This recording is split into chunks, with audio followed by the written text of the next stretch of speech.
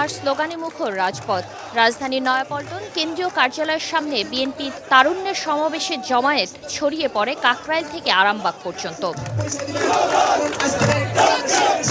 ঢাকা বিভাগের জেলা ছাড়াও দেশের বিভিন্ন স্থান থেকে সমাবেশে যোগ দিয়েছেন যুবদল, স্বেচ্ছাসেবক দল এবং ছাত্র দলের নেতাকর্মীরা।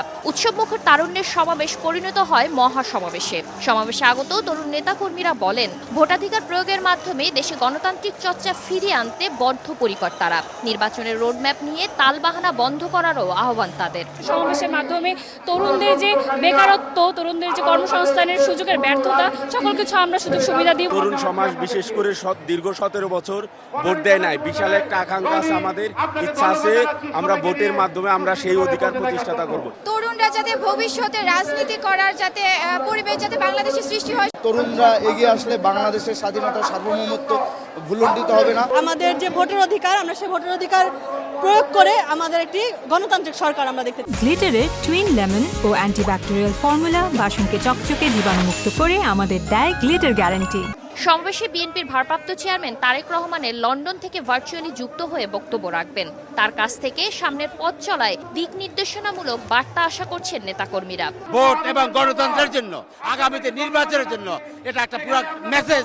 তরুণ সম্প্রদায়কে শুধু একজন ভোটারই ভাবি না, বরং তাদের মতামত, তাদের চিন্তা চেতনাকে গুরুত্ব দিতে চাই। আমাদের একটি উদ্দেশ্য, বাংলাদেশে যেন আগামীতে তরুণরাই বাংলাদেশকে বিনির্মাণ করে। এই তারুণ্যের অধিকার প্রতিষ্ঠা সমাবেশে যোগ দিয়ে এটি প্রমাণ করেছে যে বাংলাদেশের তরুণদের সবচেয়ে বড় আশা আকাঙ্ক্ষার অন্যতম ঠিকানা হচ্ছে ছাত্রদল, যুবদল এবং স্বেচ্ছাসেবক দল। মতামত বা ভোটাধিকারের বিষয়ে ব্যাপকভাবে তাল বাহানা করা হচ্ছে।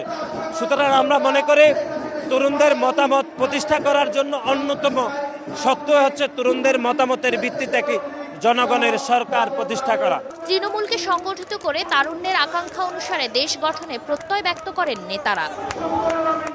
বিএনপির কেন্দ্রীয় অঙ্গ সংগঠনের মহাসমাবেশ থেকে তরুণদের যে দাবি, সেই দাবির মধ্যে অন্যতম হচ্ছে যত দ্রুত সম্ভব নির্বাচন এবং সেই নির্বাচনে ভোটাধিকার প্রয়োগ করার প্রত্যাশা।